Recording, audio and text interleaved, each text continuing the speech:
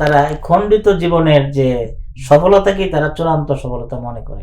নামাজ ৫ ওয়াক্ত জামাতে পড়তেই হবে। চিকিৎসা পেশায় আসার পর দিন প্র্যাকটিসের চ্যালেঞ্জগুলো কি বেড়েছে নাকি কমেছে? আমি যদি ৫ ওয়াক্ত নামাজ জামাতে পড়ার চেষ্টা করতে থাকবো, তখন আল্লাহ রাব্বুল আলামিনের সাথে আমার কানেকশনটা আসলে কন্টিনিউ হবে। তারপর আমরা দেখি যে মেডিকেলে ঢোকার পরে সকলেই তো ডাক্তার হয়ে বের হয়, কিন্তু একজন ভালো মুমিন হিসেবে, ভালো মুসলিম হিসেবে বা প্র্যাকটিসিং মুসলিম নৈতিকতা সম্পন্ন মানুষ হয়তো বা সবাই হতে পারে না। মেডিকেল ছাত্রদের বিশেষ কি কি ভুলগুলো রয়েছে যেগুলো বেশি দেখা যায়, যেগুলোর কারণে এক একজন বিপথে যাওয়ার সম্ভাবনা থাকে? আমি এখন ভাবি যে আমার যদি সুযোগ হইতো, আমি কখনো টাকা পয়সার জন্য আমার বাবা মাকে কষ্ট দিতাম না। এই দুনিয়ার জীবনে আল কোরআনকে আপনি বন্ধ বানান, তাহলে আখিরাতের জীবনে যখন আপনার কেউ থাকবে না, তখন কোরআন আপনার বন্ধ হবে। সুপ্রিয় দর্শক, আসসালামু আলাইকুম। আমন্ত্রণ জানাচ্ছি দ্য মেসেজ একাডেমি আয়োজিত পডকাস্ট প্রোগ্রাম সাদা অ্যাপ্রনে মুমিন জীবন। দর্শক, আমরা আজকে কথা বলবো একজন বিশেষ চিকিৎসকের সাথে, যিনি একাধারেই একজন চিকিৎসক, একজন বিশিষ্ট ইসলামিক চিন্তাবিদ এবং সেই সাথে একজন প্র্যাকটিসিং মুসলিম। আমরা আজকে তার সাথে কথা বলবো, শুনবো তার জীবনের গল্পগুলো। দর্শক, আজকে অতিথি হিসেবে আমাদের সাথে উপস্থিত রয়েছেন বিশিষ্ট অ্যানাস্থেসিওলজিস্ট, যিনি বর্তমানে ঢাকা মেডিকেল কলেজ হাসপাতালে অ্যানাস্থেসিওলজি বিভাগের সহযোগী অধ্যাপক হিসেবে কর্মরত রয়েছেন, ডাক্তার মোহাম্মদ লিয়াকত নূর স্যার। স্যার, আসসালামু আলাইকুম। ওয়ালাইকুম আসসালাম ওয়া রাহমাতুল্লাহ। স্যার, কেমন আছেন আপনি? আলহামদুলিল্লাহ ভালো আছি, আপনারা ভালো আছেন? জি স্যার, আলহামদুলিল্লাহ ভালো আছি। স্যার, আমরা আজকে একটি বিশেষ প্রোগ্রামে আপনার সাথে একত্রিত হয়েছি। শুরুতে আপনাকে ধন্যবাদ দেব যে আমরা জানি আপনি অনেক ব্যস্ত থাকেন, আপনার ব্যস্ততার মধ্যেও আপনি আমাদেরকে সময় দিয়েছেন। আমরা আজকে সাদা অ্যাপ্রনে মুমিন জীবন এই শিরোনামে আপনার সাথে আজকে আমরা আপনার জীবনের গল্পগুলো শুনতে চাই। স্যার, আমরা শুরুতেই আপনার কাছ থেকে যেটা জানতে চাই সেটি হচ্ছে আপনি নিজে একজন চিকিৎসক এবং আপনার মেডিকেল লাইফ শুরু হয়েছিল। আমাদের প্রথম প্রশ্নটি হচ্ছে, আপনার মেডিকেল লাইফের শুরুটা কেমন ছিল? আপনাকে ধন্যবাদ। আমি কথা শুরুর পূর্বে সেই আমার প্রাণপ্রিয় দর্শক, আপনার মাধ্যমে সমস্ত দর্শকদেরকে আমি আন্তরিক শুভেচ্ছা জানাচ্ছি এবং আয়োজকদেরকে ধন্যবাদ জানাচ্ছি যে সুন্দর অনুষ্ঠানে আমাকে অংশগ্রহণের সুযোগ করে দেওয়ার জন্য, এবং আল্লাহ রাব্বুল আলামিনের শুকরিয়া আদায় করছি, আলহামদুলিল্লাহ। তা আপনি যে প্রশ্নটা করেছেন সেই প্রশ্নটা আমি একটু আগের থেকে শুরু করতে চাই। আমার বাড়ি ময়মনসিংহ জেলার নান্দাইল উপজেলায়। আমি নান্দাইল উপজেলার সবচেয়ে ভালো স্কুল, ওই স্কুলে আব্বা শিক্ষক ছিলেন। সেই স্কুল থেকে আমি এসএসসি পাস করি।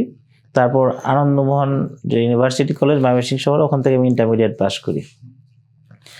তারপরে আমি যখন আমি মোটামুটি ভালো ছাত্র হিসেবেই ছিলাম, পরিচিত ছিলাম স্কুলে, এবং আমার বাবা মার আসলে শুরু থেকেই স্বপ্ন ছিল যে আমাকে চিকিৎসক হিসেবে, ডাক্তার হিসেবে দেখতে চায়।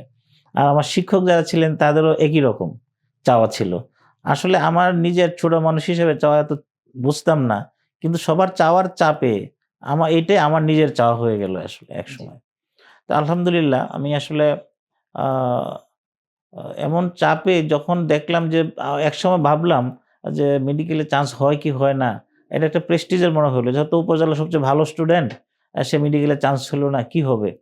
তখন আমি আল্লাহ রাব্বুল আলামিনের কাছে দোয়া করলাম, খুব কায়নবকে দোয়া করলাম যে আল্লাহ, আমি পরীক্ষা দিচ্ছি, এমবিবিএস পরীক্ষা, তুমি মেহরবানি করে রংপুর মেডিকেল হলেও আমাকে চান্সটা দিও, যেতে চান্সটা পাই।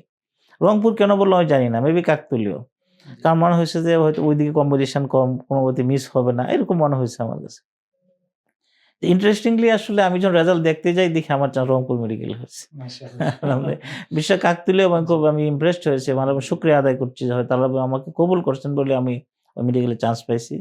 ইনফ্যাক্ট রংপুর মেডিকেলে চান্স পাওয়ার পরে আমার বাসা ময়মনসিংহ, আমি 1 থেকে 1.5 বছরের ভিতরে আমার ময়মনসিংহ নিজের স্থানে মেডিকেলগুলো চলে আসি।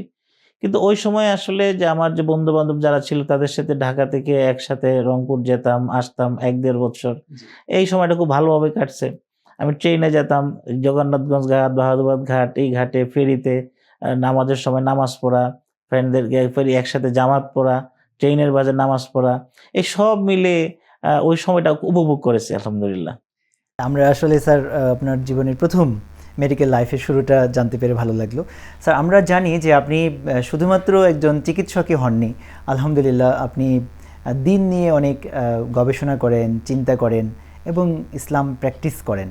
একজন চিকিৎসক এবং একজন প্র্যাকটিসিং মুসলিম, এ দুটার ব্যালেন্স আপনি সুন্দর করে রেখেছেন বলে আমরা জানি। আমরা স্যার এখন আপনার কাছ থেকে জানতে চাই যে আপনার জীবনে ইসলাম প্র্যাকটিসের এই গুরুত্ব, এটা আপনি কখন সবচেয়ে বেশি অনুভব করলেন? আমি এই জন্য শুরুতে আল্লাহ রাব্বুল আলামিনের শুকরিয়া আদায় করি, আলহামদুলিল্লাহ। কারণ আমি একদম আমার ঘর থেকে এটা শুরু। আমার বাবা মা দুজনেই খুব প্র্যাকটিসিং মুসলিম ছিলেন। মা একটু বেশি ছিলেন এবং কড়া মুসলিম ছিলেন বলে। এবং আসলে মায়ের কাছে আমার নামাজ শিখা, মায়ের কাছে কোরআন শিখা, সব কিছু আমার মা আমাকে শিখিয়েছে। এবং এই জন্য আমি শুরু থেকেই প্রাইমারি জীবন থেকেই আমি 5 ওয়াক্ত নামাজ আলহামদুলিল্লাহ পড়ছি।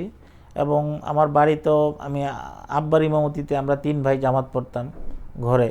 তো এই জন্য আমি প্র্যাকটিসটা আমার ঘর থেকেই ছিল, এবং তখন থেকে আমি অনুভব করতাম যে ইয়েস, ইসলাম যে একটা খুব গুরুত্বপূর্ণ ধর্ম, এবং ইসলাম যে দায়িত্ব আমাকে দিয়েছে, এই দায়িত্ব থেকে আমার যে কোনো অবস্থাতেই আমার বিচ্যুত হওয়ার সুযোগ নাই। জীবনে আমি পেশাগত দিকে যাই হই না কেন, এখান থেকে আমার আসলে বের হওয়ার সুযোগ নাই। এবং আল্লাহর অশেষ মেহেরবানি, আমি আবার আল্লাহ শুকরিয়া আদায় করি যে আমি ঘরের যে পরিবেশ আমি পেয়েছিলাম, প্র্যাকটিস করার গুরুত্ব আমি একদম ঘর থেকে একদম স্টার্টিং পয়েন্ট থেকে আলহামদুলিল্লাহ পেয়েছি। জি, মাশাআল্লাহ। এটাও কিন্তু স্যার একটা বিশেষ আল্লাহর নিয়ামত, পরিবার থেকে এই সুন্দর শিক্ষা এবং তাগিদটা পেয়ে আসাটা। জি স্যার, আমরা এখন আপনার কাছ থেকে জানতে চাই যে আপনি যখন মেডিকেলে প্রবেশ করলেন ফার্স্ট ইয়ার, তো মেডিকেলে প্রবেশের পরে আপনার দিনী জীবন এবং আপনার চিন্তায় এটা কি বিশেষ কোনো পরিবর্তন এনেছিল কিনা? খুব চমৎকার প্রশ্ন করছেন। আসলে পরিবর্তন একটা অভ্যাস পরিবর্তন ছিল, নিঃসন্দেহে সিগনিফিকেন্ট পরিবর্তন আমি ফিল করেছি। সেটা হলো আমি যখন এসএসসি পর্যন্ত পড়াশোনা করি, বাসায় পড়াশোনা, আম্মার কাছে যখন সব কিছু শিখলাম, ইসলামের প্রাথমিক জ্ঞান নিলাম, তখন আমি আসলে ধারণা করতাম যে আমি যে নামাজ পড়তেছি, আমি রোজা রাখতেছি, সত্য কথা বলতে বলা হচ্ছে, কারোর সাথে মিসবিহেভ না করা, এই যে বেসিক যে নর্মসগুলো, আমি এটাকে ইসলামের টোটালিটি আমি ভাবতাম।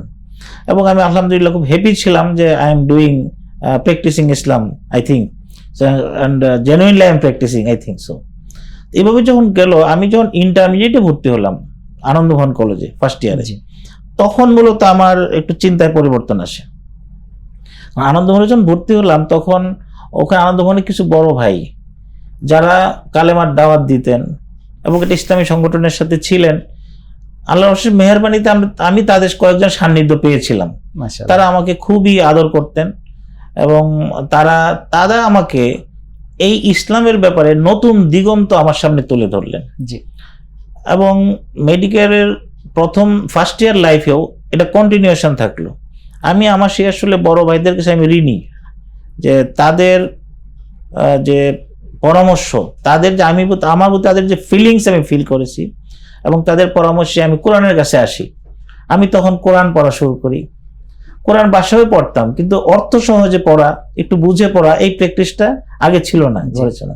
আমি শুরু করলাম, হাদিস পড়লাম, পাশাপাশি ইসলামের অনেক বিষয় রিলেটেড ইসলামী সাহিত্য পড়া শুরু করলাম।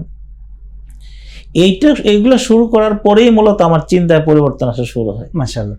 আপনি যখন স্যার মেডিকেলে গেলেন, সেখানে কি আপনার এই যে দিন চর্চার যে বিষয়গুলো, এগুলো কোনো বিশেষ চিন্তার খোরাক হিসেবে এসেছিল কিনা? যে এটা আসছে, তাহলে আমি আগের প্রশ্নটা একটু করে নিই, একটু আগায় নেই। সেটা হলো কি, আমি যখন গেলাম তখন আমি আমি স্টাডি শুরু করলাম কোরআনের সাথে, হাদিসের সাথে, ইসলামী সাহিত্যের সাথে, তখন আমার মাঝে আসলে এই পরিবর্তন চিন্তাটুকু আসলো যে সত্যিকার অর্থে মুসলিম বলতে যে ডেফিনেশন আমি বুঝলাম, সেটা হলো আমার কাছে ভেরি ক্লিয়ার হয়ে গেল। ডেফিনেশন হলো যে আমি আমার ইচ্ছা অনিচ্ছাকে আল্লাহ রাব্বুল আলামিনের ইচ্ছা অনিচ্ছা সঁপে দেওয়ার নামই মুসলিম। এইটা আমি ডেফিনেশন আমি ফিল করলাম। জি, আমি পড়লাম যে আল্লাহ রাব্বুল আলামিন তো আমাদেরকে যে আমি পড়ে কোরআনের সেই সূরা আল আনআমের শেষের দিকে বলেছেন, আউযু বিল্লাহি মিনাশ শাইতানির রাজিম, কুল ইন্না সলাতি ওয়া নুসুকি ওয়া মাহইয়ায়া ওয়া মামাতি লিল্লাহি রাব্বিল আলামিন। আল্লাহ বলেন এই আয়াতের মাধ্যমে একজন আসলে মুমিন জীবনের তার জীবন, তার মৃত্যু, তার সমস্ত কর্মকাণ্ড বলছেন যে শুধু আমার জন্য তুমি এটা ডিক্লারেশন দাও, তাহলে তুমি মুসলিম। জি, ঠিক তার পরের অংশে বলতেছেন, কুল আফা গায়রা আল্লাহি আবগি রাব্বা ওয়া হুয়া রাব্বু কুল্লি শাইইন। আমি কি এই রবকে ছাড়া আমি অন্য কোনো রব খুঁজবো? অথচ পৃথিবীর সবকিছুর রব হলো আল্লাহ রাব্বুল আলামিন। জি তাহলে এই যে রব, আমি বললাম যে রব মানে আমার প্রতিপালক, রব আমাকে জন্ম দিয়েছেন, আমার মৃত্যু হবে খাতে, আমার জীবন কিভাবে চলবে সেটা আমার রব ডিসাইড করতেছেন। রব ইজ এভরিথিং জি দ্য অ্যাকশনে। এইটা যখন আসলো, তারপরে আমি আবার দেখলাম, পড়াশোনায় ফাঁকে দেখলাম যে আমি, আমার পিতা মাতা, আমার ভাই, তারা কত প্রিয়।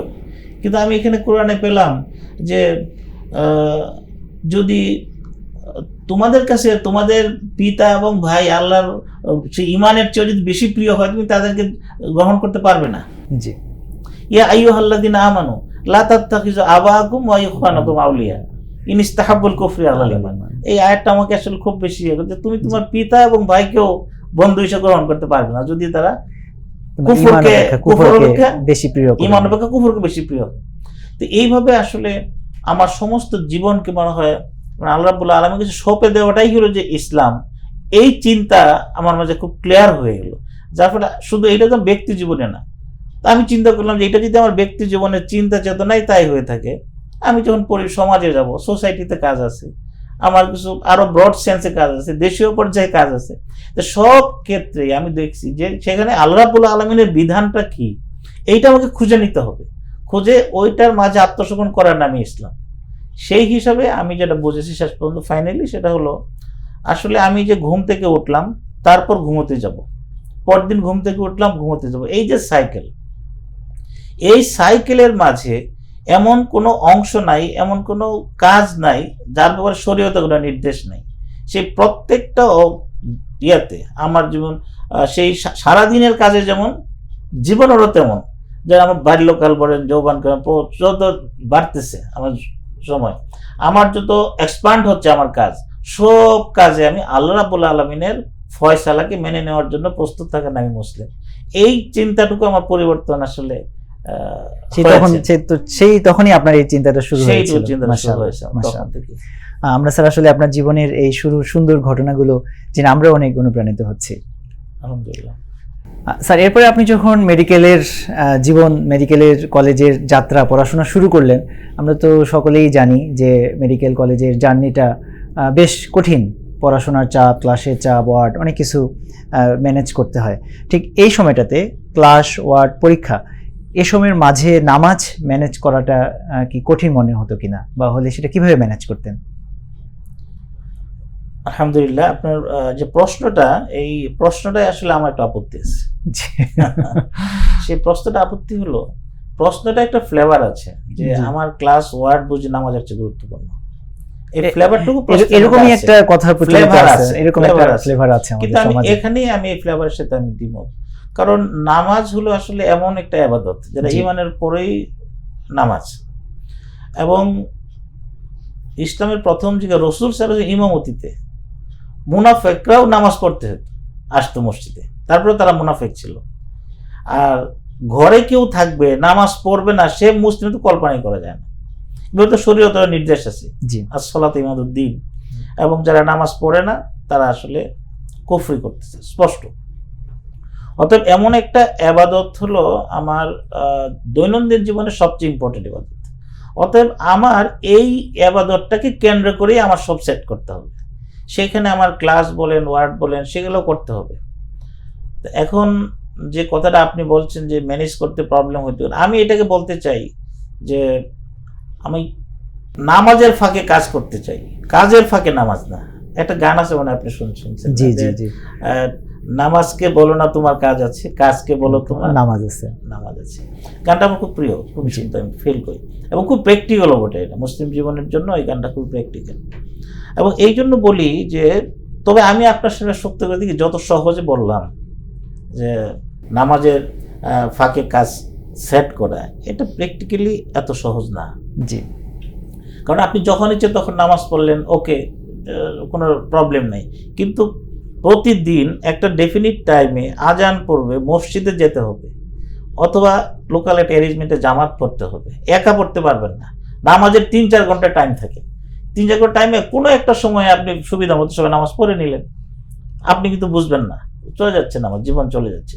কিন্তু ইউ আর অব্লিগেটেড যে আপনাকে ওই আজান পড়ার পরে আপনাকে মসজিদে যেতে হবে ওই টাইমে।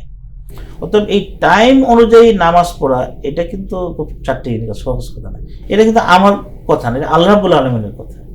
আল্লাহ রাব্বুল আলামিন সূরা বাকারায় সম্ভবত 45-46 আয়াত আছে ইন্নাহা কাবীরাতুন না, ইল্লা হ্যাঁ এই আয়াতে বলতেছিলাম, সেটা হলো আউযু বিল্লাহি মিনাশ শাইতানির রাজিম ওয়াস্তাঈনু বিস-সাবরি ওয়াস-সালাহ ওয়া ইন্নাহা লা কাবীরাতুন ইল্লা আলাল খাশিঈন।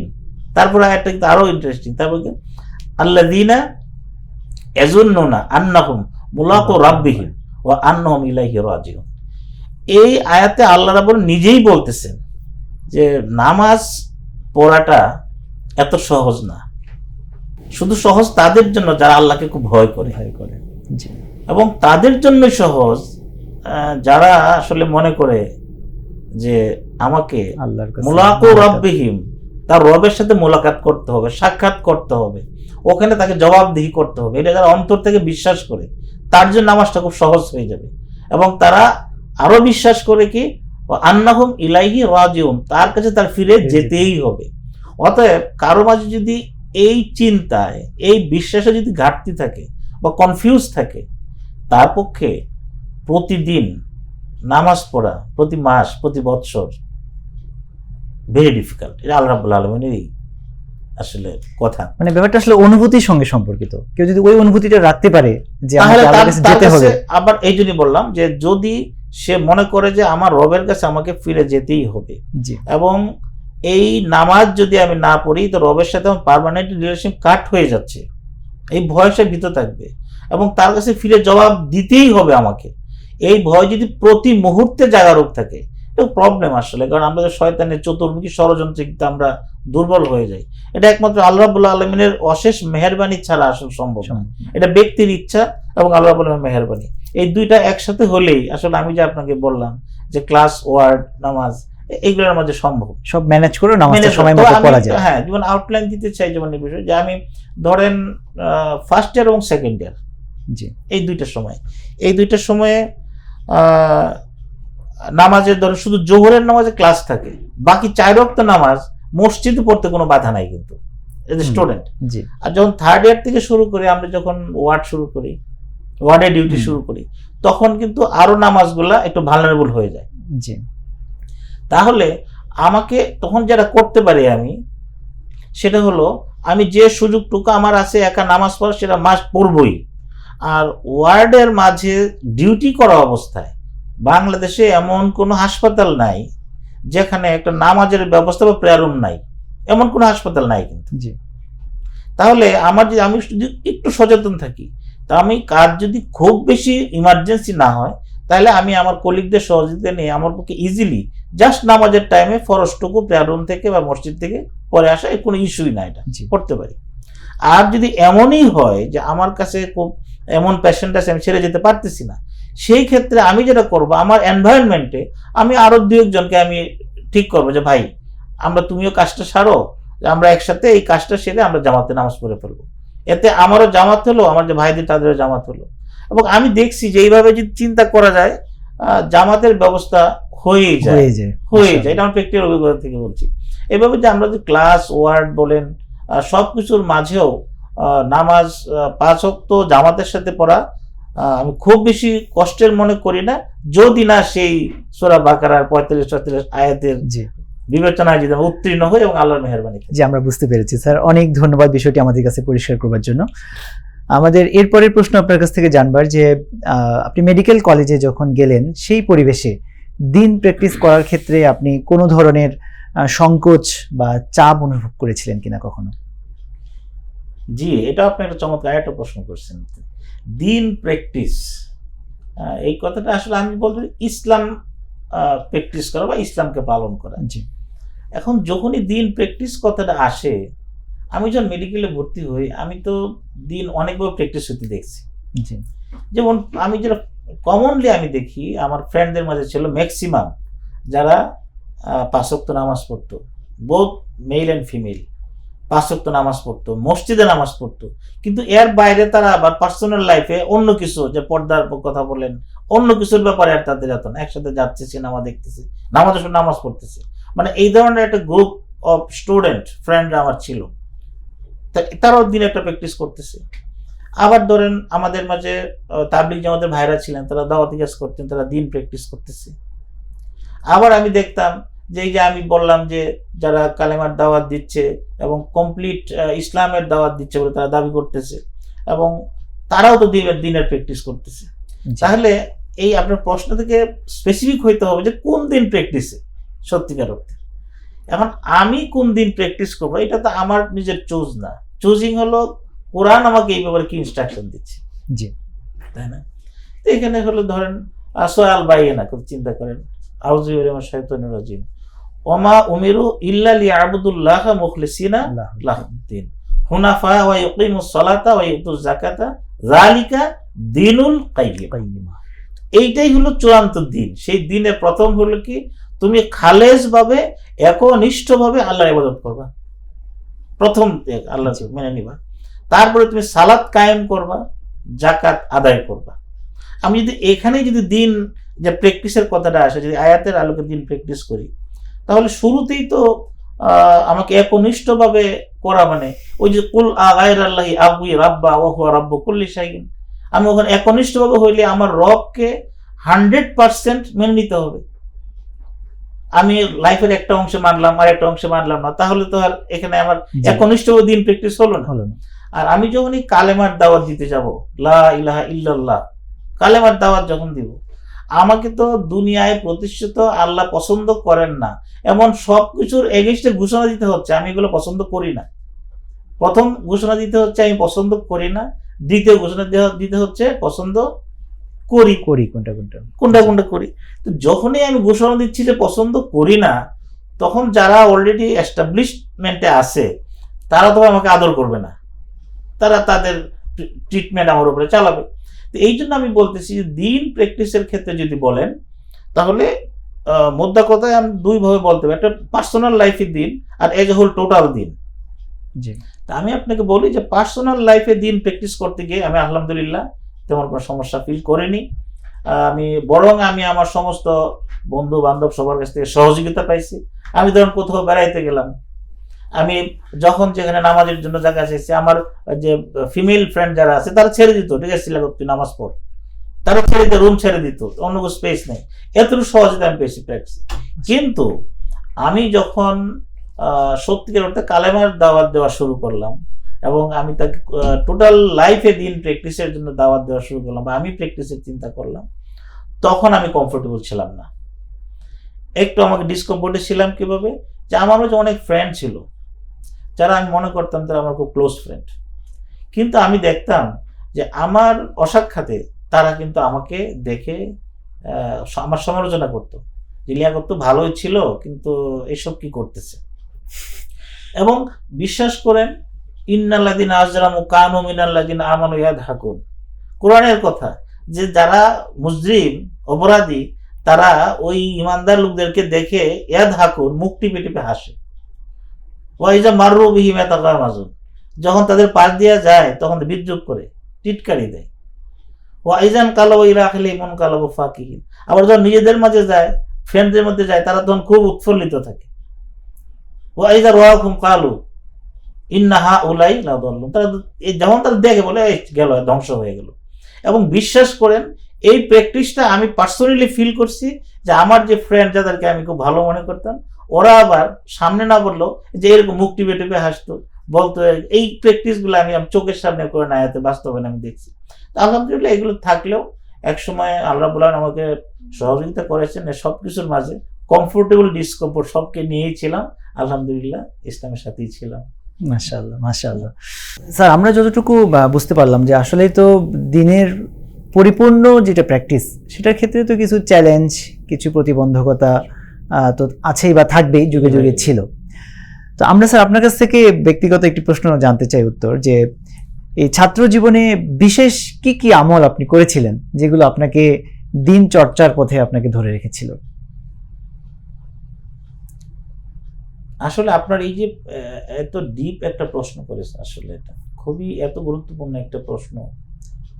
আমি চেষ্টা করবো একটু উত্তর দেওয়ার জন্য, একটু সময় নিয়ে হলো। কয়েকটা আমলের ব্যাপারে আমি মনে করি যে এই আমাকে দিনের মাঝে আমাকে টিকে রেখেছেন আল্লাহ রাব্বুল আলামিন। সে নাম্বার ওয়ান আমি যেটা মনে করি সেটা হলো মানে attitude build up, change of attitude. আমার প্রথমে একটা ডেফিনিট অ্যাটিটিউড আমাকে আর্ন করতে হবে, গেইন করতে হবে। সে হোয়াট ইজ দিস অ্যাটিটিউড?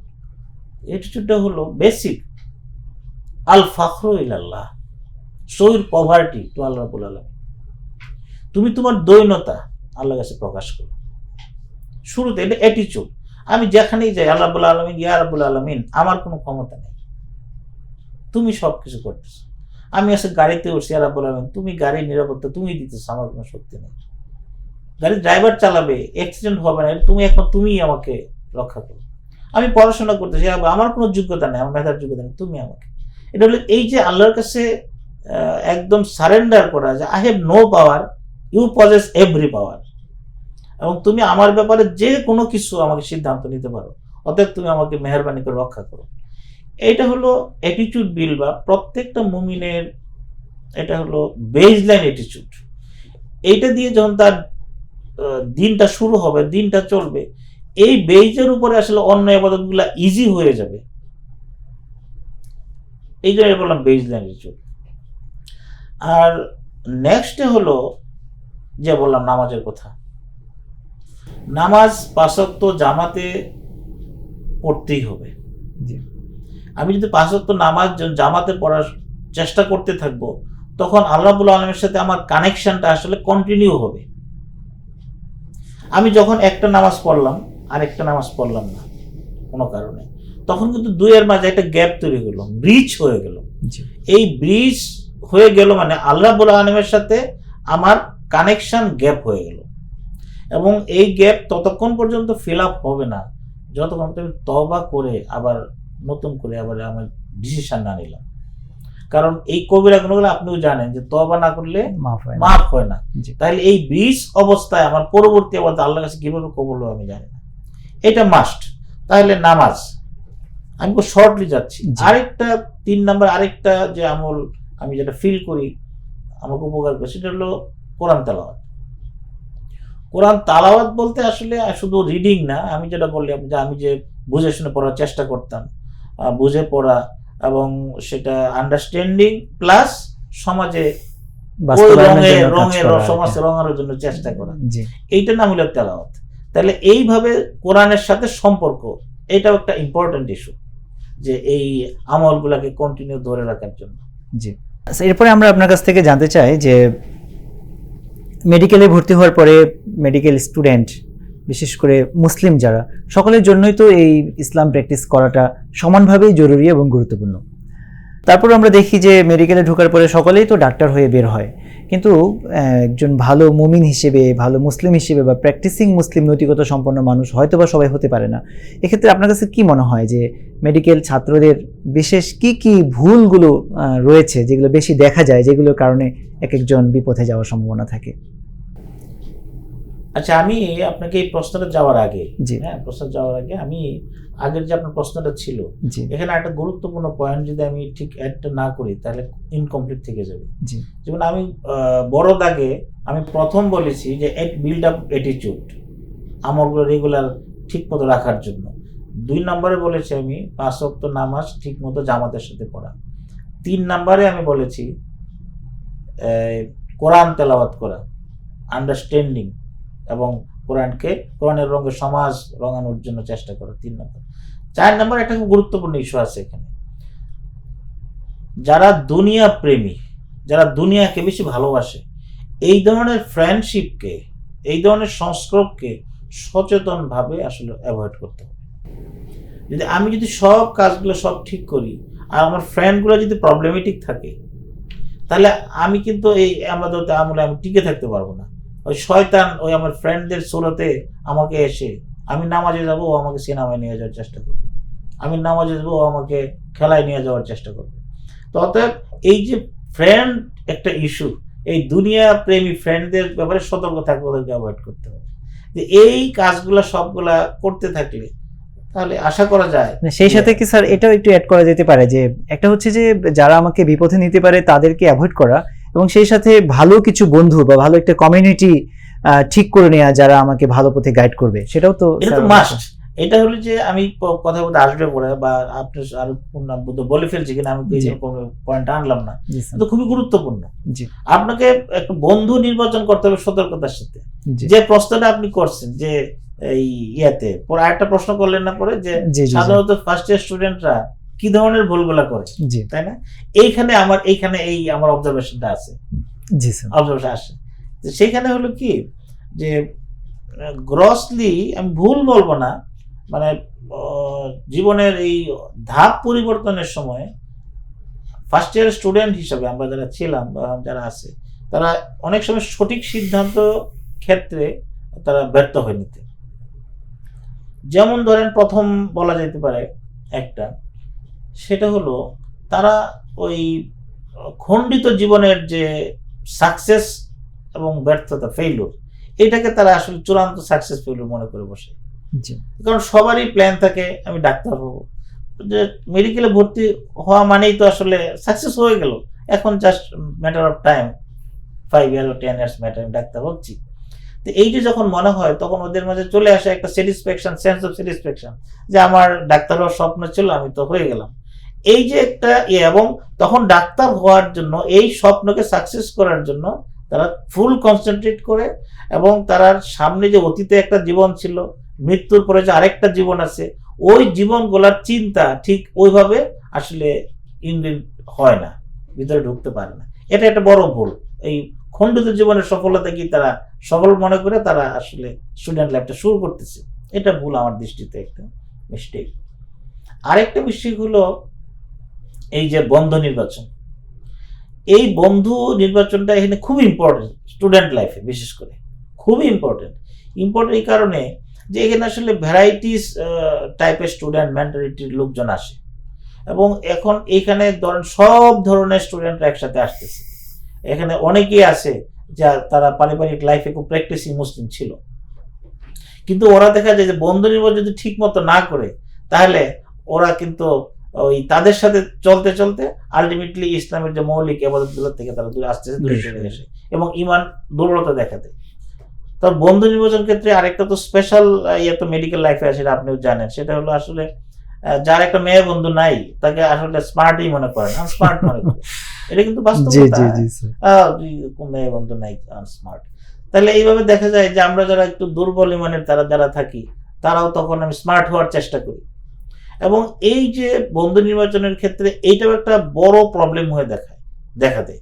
কারণ হলো যদি মনে করেন তার পারিবারিক লাইফ থেকে খুব স্ট্রংলি তারা মোটিভেটেড হয়ে না আসে ইসলাম সম্পর্কে, তাহলে এই স্টুডেন্ট লাইফে এসে শুরুতে এই বন্ধু নির্বাচনের ঢোকার মাঝে তারা পড়ে যাওয়ার সম্ভাবনাটা খুবই বেশি থাকে।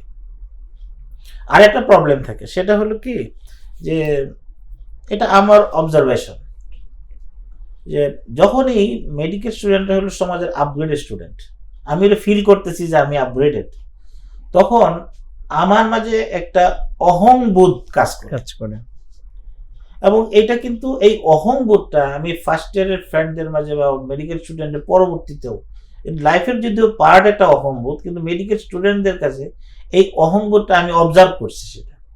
এবং এতে হয় কি তাদের আচার ব্যবহারে ঠিক মানুষের সাথে যেভাবে মানবিক ব্যবহার যেভাবে করার কথা ওইভাবে করা হয়ে ওঠে না। যেমন পেশেন্টের সাথে ডিলিং করি, পেশেন্টকে তুমি করে বলতেছে, এটা আমার কাছে খুব অস্বস্তিকর লাগে। যে আমরা যখন ওয়ার্ডে গেলাম, করতে গেলাম, এটা আমার বাবার বয়সী পেশেন্ট, হ্যাঁ আমি গেলাম, তুমি করে বলতেছি, অ্যাপ্রোচটা ঠিক সুন্দর হচ্ছে না। এই যে তারপরে তার মুভমেন্টের মাঝে, তার চাল চলনের মাঝে, তার কথাবার্তার মাঝে, কারণটা সে মনে করে যে I am the superior of the society, এবং আমি তো নলেজেবল, আমি সমাজের মানুষের সেবা করতেছি, আমি এত নলেজ রাখি। এই যে বিষয়টা আছে, এই বিষয়টা আমার মনে হয় অনেকের মাঝে তারা ওই অহংকার দ্বারা তাড়িত হয়ে যায় আসলে, এবং এইটা একটা অনেক বড় ধরনের প্রবলেম তৈরি করে পরবর্তীতে এই ধরনের লোকের জন্য। কারণ আমরা জানি সেই কারণের কথা তো আমরা জানি, যে কারণের ঘটনাও আমরা জানি, তাই না? যে তাকে তার সমাজের লোকজন বলতেছিল যে তোমাকে এত সম্পদ দেওয়া হইতেছে, অতএব তুমি সম্পদটাকে তুমি তোমার পরবর্তী লাইফটাকে সুন্দর করার কাজে ব্যয় করো, তুমি এইভাবে হাসি তামাশা করে উড়াইয়া দিও না তোমার সম্পদকে, এটা নিয়ে গর্ব অহংকার করে ঘুরে বেড়াও। সে উত্তর দিল কি, উতিতুহ আলা আচ্ছা আমি আরেকটা পরে আমি মনে হলে আমি বলতেছি, তার যে বাংলাটা দাঁড়াবে সেটা হলো, আমাকে যে এই সম্পদটা দেওয়া হয়েছে, সেই সম্পদটা দেওয়া হয়েছে ইন্দি ইলমি, আমার কাছে যে ইলম আছে, আমার যে ইলম, আমার যে ইলম আছে, সেই ইলমের কারণে, জ্ঞানের কারণে আমাকে এই সম্পদগুলো দেওয়া হয়েছে। এর জন্য আমি এই জন্য আমি যোগ্য ছিলাম বলে আমাকে দেওয়া হয়েছে। এটা আল্লাহর মেহেরবানিটা এখানে উজ্জ্বল হয়ে যাচ্ছে। তা আমরা এইভাবে হয় কি যে অনেক সময় যদি আমরা আমাদের এই আল্লাহ রাব্বুল আলামিনের এই মেহেরবানি গুলোকে যদি আমরা না রাখি, তাহলে সেই ক্ষেত্রে হবে কি আমরা একটা সোশ্যাল মানুষ হিসেবে, প্রকৃত মুমিন হিসাবে, বিশেষ করে যারা প্র্যাকটিসিং মুসলিম তাদের ক্ষেত্রে একটা টোটাল সামাজিক মানুষ হিসেবে করে ওটা আমাদের কষ্ট হয়ে যায় এবং সমস্যাযুক্ত হয়ে যায়। জি, অনেক ধন্যবাদ স্যার। আমরা আসলে আমাদের মেডিকেল ছাত্র ছাত্রীদের কমন যে ভুলগুলো শুরুতে তারা করে, সেগুলো আমরা আপনার জীবনের বলবো যে আপনি দেখে আসা স্মৃতি থেকে বা অভিজ্ঞতা থেকে আপনি বললেন। আশা করি আমাদের পরবর্তী ছোট ভাই বোনেরা এখান থেকে শিক্ষা নিতে পারবে। স্যার, এরপরের প্রশ্ন আপনার কাছ থেকে, যে চিকিৎসক হিসেবে ব্যস্ত জীবন পার করতে হয়, তো এই ব্যস্ততার মাঝে বা চিকিৎসা পেশায় আসার পর দিন প্র্যাকটিসের চ্যালেঞ্জগুলো কি বেড়েছে নাকি কমেছে, কি মনে হয় স্যার আপনার কাছে? আসলে এখানে আপনি মূলত দুইটা লাইফ ইন্ডিকেট করতেছেন, একটা হলো স্টুডেন্ট লাইফ, জি, আর একটা হলো প্রফেশনাল লাইফ। জি, বেসিক্যালি দুইটা মোটা দাগে। জি, এবং স্টুডেন্ট লাইফের যে দিন প্র্যাকটিসের চ্যালেঞ্জগুলো আর প্রফেশনাল লাইফের যে দিন প্র্যাকটিসের চ্যালেঞ্জগুলো, দুইটার মাঝে ভিন্নতা আছে। যেমন স্টুডেন্ট লাইফে সবচেয়ে সুবিধা হলো ইকোনমিক যে স্টেবিলিটি, যে আমার বাবা আমাকে টাকা পাঠাচ্ছেন, ফ্যামিলি থেকে টাকা আসতেছে, আমার কোনো টেনশন নেই। অতএব যখন একটা ইকোনমিক স্টেবিলিটি থাকে, তখন তো অনেক দিক দিয়ে আসলে লাইফকে গুছানো যায়, চিন্তা করা যায়, প্ল্যান করা যায়, টেনশন কম থাকে। অতএব ইকোনমিক স্টেবিলিটি অনেক একটা ইস্যু আমাদের স্টুডেন্ট লাইফের জন্য। আর এরপরে দেখেন, কিন্তু আবার উল্টা দিকে প্রফেশনাল লাইফে এই ইকোনমিক্যাল ম্যানেজমেন্ট, তখন একজন প্রফেশনাল লাইফে সংসার থাকে, সাথে বাবা মা থাকে, তার চেম্বার থাকে, তার এবং মাসের শেষে তার নির্দিষ্ট অ্যামাউন্ট আসতে হবে তার ফ্যামিলি কনভেন্স করার জন্য। তা সব মিলে দিন প্র্যাকটিসের চ্যালেঞ্জটা ওখানে যেটা ফিল করে, স্টুডেন্ট লাইফে আমি যেটা ফিল করছি, সেটা হলো ওই ইকোনমিক্যাল চ্যালেঞ্জটা না থাকলেও ওই যে ধরেন দিনের কালেমার দাওয়াত দিতে গিয়ে যে কনফ্রন্টেশন যেটা হইতো, এটা অনেক বেশি কনসেন্ট্রেটেড ছিল। যেমন প্রফেশনাল লাইফে এটা ডাইলুটেড, অনেক বেশি কনসেন্ট্রেটেড। ওখানে দেখা গেলো যে এত ক্লোজ, কাছাকাছি, দেখা গেলো অনেকেই ফিজিক্যালি হিটেড হচ্ছে, দেখা গেলো অনেকেই বা মানসিকভাবে টর্চার্ড হচ্ছে, খুব কাছাকাছি ক্লোজলি, যেটা স্টুডেন্ট লাইফে যেটা ফেস করা হচ্ছে। কিন্তু প্রফেশনাল লাইফে এটা আবার নাই। আবার প্রফেশনাল লাইফে এসে ওই যে এত প্রবলেমের মাঝে তখন আবার দিনের জন্য সময় বের করা, এটা একটু আবার বিশাল প্রবলেম। আবার দেখেন ওখানে যে স্টুডেন্ট লাইফে যে আপনি চিন্তা করেন যে ওখানে আমার কিন্তু পার্সোনাল যে ফ্রিডম সেটা থাকে না। আমি আমার ফ্যামিলির দ্বারা আমি নিয়ন্ত্রিত, আমি আমার টিচার দ্বারা নিয়ন্ত্রিত, আমি আমার পরীক্ষা এগুলার সিলেবাস দ্বারা নিয়ন্ত্রিত, অথবা আমি ফ্রিলি ডিসিশন নিতে পারি না। কিন্তু আমার প্রফেশনাল লাইফে আমি আমার ডিসিশন ফ্রিলি নিতে পারি, আমার কেউ কিছু বলার নেই, আমি ইচ্ছা করলেই দিনের কাজে আমি করতে পারি। তবে এই কম্পেয়ার করতে গেলে গ্রসলি যদি আমি বলতে চাই এক কথায়, ডেফিনেটলি প্রফেশনাল লাইফের চ্যালেঞ্জগুলো অনেক বেশি স্পেসিফিক এবং অনেক বেশি প্রকট। এবং এই প্রফেশনাল চ্যালেঞ্জগুলো মোকাবেলা করে আসলে দিনে টিকে থাকা, আমার কাছে মনে হচ্ছে যে স্টুডেন্ট লাইফের দিনে টিকে থাকার চেয়েও আরো অনেক বেশি। এখানে একটু আমি যুক্ত করি স্যার, যে এই যে আপনি অর্থনৈতিক বিষয়টাকে নিয়ে আসলেন স্যার, এটা তো একটা মাসিক একটা নির্দিষ্ট ইনকাম পরিবার চালানোর জন্য দরকার। এই ইনকামের যে পন্থাটা, সেটাও তো স্যার একটা চ্যালেঞ্জ। সেটাও একটা চ্যালেঞ্জ, এটা একটু বড় চ্যালেঞ্জ তো প্রফেশনাল লাইফে। অর্থাৎ প্রফেশনাল, এটা মানে প্রফেশনাল চ্যালেঞ্জটা এটা অনেক বড়, অনেকগুলো ডাইভার্সিটি আছে স্যার। অনেক ধন্যবাদ স্যার, আমরা বুঝতে পারলাম বিষয়গুলো। স্যার, আমরা এখন একটা বিশেষ ভাবনা বা বিশেষ চিন্তা আপনার সঙ্গে শুনতে চাই আপনার অনুভূতি। এই যে নিত্য বিভিন্ন রোগীর চিকিৎসা দিতে গিয়ে চোখের সামনে অনেক দুরারোগ্য রোগে আক্রান্ত অনেক রোগীর কাতরানি আমরা দেখতে পাই, চোখের সামনে অনেক মানুষের মৃত্যু দেখতে পাই, এবং অনেক মানুষকে চিকিৎসা দিয়ে সর্বোচ্চ চেষ্টাটুকু করার পরও যখন মৃত্যুবরণ করে, চিকিৎসায় ব্যর্থ হয়ে যায়, এই যে নিত্যদিনের দৃশ্যগুলো, এগুলো আপনার ইমানি চিন্তায় বিশেষ কোনো প্রভাব ফেলে কিনা? ডেফিনেটলি প্রভাব ফেলে। এটা প্রথম হলো কি, আমি যখন আমার কোনো পেশেন্টকে কষ্ট করতে দেখি, যে কথা বলে আপনার দেখি, প্রথম আমি যেটা ফিল করি আমার মাঝে, যে আমার সুস্থতার যে নিয়ামত, প্রথম আমার এইটা মনে হয়, এবং আল্লাহ শুরুতে আমি শুকরিয়া আদায় করি। শুরুতে বুঝতে পারি যে আমি যে এই যে পেশেন্ট এখন তো কষ্ট করতেছে, তার এই কারণে সে নামাজ পড়তে পারতেছে না, সে দিনের কাজ করতে পারতেছে না, নিজের নর্মাল ডে টু ডে কাজগুলো করতে পারতেছে না, সে আরেকজনের কাছে পুরোপুরি লায়াবল হয়ে যাচ্ছে। অনেকেই সংসারে দেখা যায় ইচ্ছাই হোক অনিচ্ছাই হোক তারা বাধ্য হয়ে সেবা করতেছে। এই যে একটা অবস্থা, এই অবস্থার তুলনায় আমি আমার পায়ের উপর দাঁড়িয়ে আছি, হাঁটতেছি, হেঁটে মসজিদে যাচ্ছি, সাজদা দিয়ে নামাজ পড়তে পারতেছি, একটা সুন্দর লাইফ একটা লিড করতেছি, এই যে অবস্থা আমার, সেটার জন্য প্রথমে আসে আল্লাহ শুকরিয়া আদায় করি যে আল্লাহ তুই আমাকে সেই শুকরিয়ার নিয়ামত আদায় করে তৌফিক দান করো। আমি এই সিনারিওতে আসলে একটা দোয়া আমি একটু বেশি পড়ি এই সিনারিওগুলো, সেটা হলো লা ইলাহা ইল্লা আনতা সুবহানাকা ইন্নী কুনতু মিনাজ জালিমিন। আমি এইটা এই কারণেই পড়ি কি, যে হে আল্লাহ তুমি ছাড়া কোনো ইলাহ নাই, এবং আমি তো জালেম। আমি জালেম এই সেন্সে বলি যে আমি কত বড় জালেম, যে আমি কত সুস্থ আছি, এই সুস্থ থাকার পর আমি তোমার নিয়ামতের শুকরিয়া আদায় করতেছি না। আমার তখন এই জন্য জালেম মনে হয় যে আমি এই সুস্থতার যে নিয়ামত, এইটা আদায় করাই তো আমার পক্ষে সম্ভব না। এটা আমার কাছে বেশি মনে হয় আমার কাছে। জি, অনেক ধন্যবাদ স্যার। এবং আমাদের তো এই ভাবনাটাও আসে যে ওই যে রোগীটা কাতরাচ্ছে, ওই বিছানায় তো আমিও আজকে থাকতে পারতাম। এখানে হ্যাঁ, আপনি সুন্দর কথা বলছেন, এইটা থাকতে পারছেন। আরেকটা বিষয় এখানে আসছে, সেটা হলো এইরকম যখন আমি দেখি, তখন কিন্তু আমি একজন চিকিৎসক হিসাবে আমি শুধু রোগীর কাছে যাই না, জি, আমি স্বার্থপর হয়ে যাই। তখন একটু স্বার্থটা কেমন, আমি আমার স্বার্থর এখানে দেখি, গন্ধ পাই আমি। সেটা হলো কি, যে এই পেশেন্টটার, এই রোগীটার আমি যদি একটু সেবা করি, তাহলে তার একটু কষ্ট যদি আমি দূর করার চেষ্টা করি, হয়তো আল্লাহ রাব্বুল আলামিন এই কারণে রোজ কিয়ামতের মাঠে আমার একটু কষ্ট দূর করে দিতে পারেন। জি জি, এটা তো হাদিসেও আছে, হাদিসে আছে এটা।